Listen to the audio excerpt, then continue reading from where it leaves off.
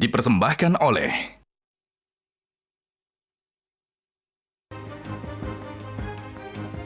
Baik, rencana duet Anies Kaisang mencuat, Bang Iqbal, karena ada pernyataan dari Kaisang sendiri juga yang menyatakan keinginannya. Tapi menurut Anda sendiri, apakah duet ini dalam tanda kutip lawakan politik atau ada potensinya?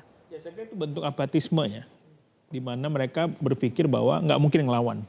Karena survei yang cukup tinggi, popularitas yang cukup tinggi. Yang kedua, Gibran sama Kaisangnya agak berbeda. Kalau Gibran itu sudah punya pengalaman sebagai wali kota. Kaisang baru 2 hari jadi ketum partai. Itu berbeda memang. Sehingga memang masyarakat DKI yang rasional itu bisa membedakan. Mana yang punya pengalaman, mana yang karbitan. Mana yang upgrade gitu loh. Jadi menurut saya memang DKI Jakarta ini berbeda. Kalau Kaisang Kata mau... Pak Hasbi, Kaisang punya pengalaman menaikkan angka partai dari 1 menjadi 2%. Iya wajar aja, saya juga kalau anak presiden saya jadi ketum partai bisa lebih gede lagi. Jadi menurut saya kalau Kaisang mau menang aman ya di Solo aja. Nah, itu lebih cepat kayaknya, lebih pastilah daripada bertarung di Jakarta. Dan saya kira Mas Anies juga nggak mau lah. Dan PKS akan berpikir ulang mencalonkan Mas Anies kalau yang diusung misalnya tidak sesuai dengan harapan masyarakat Jakarta, sesuai dengan tadi. Dari survei yang sederhana saja kita bisa dapat gambaran. Jadi saya melihat bahwa Kaisang mungkin berpotensi ya, tapi mungkin belum sekarang. Atau bukan di Jakarta. Atau mungkin di Solo lebih enak kayaknya. Oke, baik. Oke, kalau Pak Hasbi, apakah dari PKB masih adakah faktor yang bisa membuat PKB batal untuk mengusung Anies di Jakarta? Misalnya ada tawaran-tawaran juga? Selama ini ya enggak lah, selama ini tidak. Karena ini memang bukan kemauan dari DPW sendiri, ini memang kemauan dari arus bawah, efek pada waktu itu Pilpres kemarin. Karena sering komunikasinya arus bawah ini dengan Pak Anies turun di lapangan pada waktu itu dengan ketua umum kami, kebetulan pada waktu itu jadi cawapres. Efek dari sini, ini masih ada bau-bau Pilpres menginginkan supaya Pak Anies untuk kembali ke Jakarta. Gitu. Oke, jadi sampai sekarang belum ada faktor yang bisa menggoyahkan PKB ya. Dari PDI Perjuangan, apakah ada trauma Bang Masinton terkait dengan brutalnya Pilpres dan Pileg kita 2024 yang mungkin bisa terjadi juga di Pilkada Jakarta? Apalagi kalau nanti misalnya putra bungsu presiden jadi berlaga. Apakah ada kekhawatiran, ada cawe-cawe lagi? Ya tentu kita melakukan evaluasi ya terhadap seluruh proses politik ini.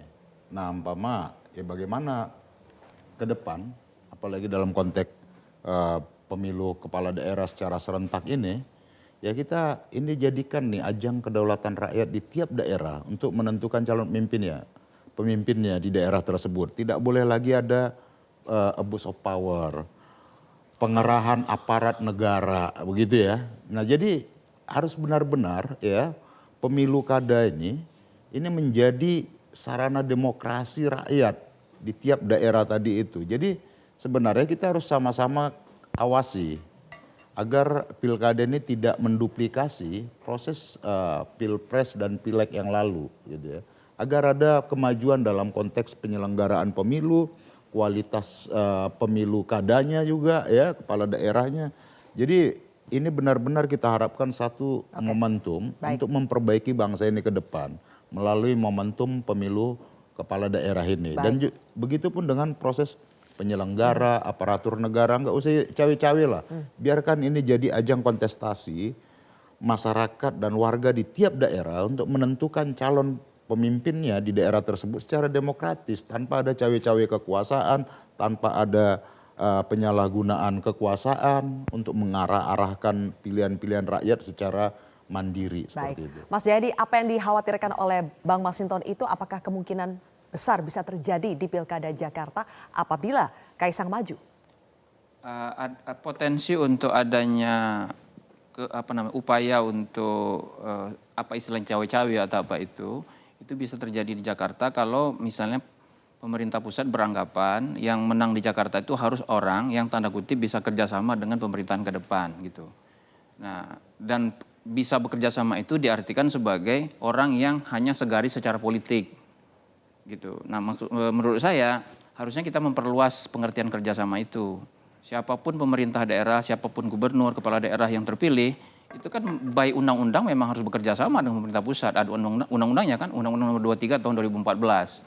Jadi ada Jadi kerjasama itu tidak harus diartikan sebagai satu garis politik. Kalau satu garis politik ya nggak apa-apa juga ya, asal prosesnya berlangsung secara demokratis itu. Jadi ya menurut saya ikut Bang Habib lah, relax aja melihatnya itu. Siapapun. Kalau cawe-cawe pilpres jelas-jelas sudah dibantah oleh MK, tidak ada cawe-cawe, ya kan? Tapi kalau di pileg berbagai putusan MK ada PSU dan lain sebagainya memang terbukti. Baik, oke. Jadi mudah-mudahan dalam kontestasi Pilkada Jakarta ini akan lebih baik lagi secara penyelenggaraannya. Tapi kita tunggu dulu Cagup dan Cawagupnya siapa dulu ya. Mudah-mudahan nanti di kesempatan berikutnya kita akan berbincang sudah lebih ada arahan yang lebih jelas siapa Cagup dan Cawagupnya. Terima kasih Bapak-Bapak sudah hadir di kontroversi hari ini. Saya Zilvia Iskandar mewakili rekan-rekan bertugas mengucapkan terima kasih atas kebersamaan Anda. Sampai jumpa lagi di kontroversi berikutnya. Jelajahi cara baru mendapatkan informasi. Download Metro TV Extend sekarang.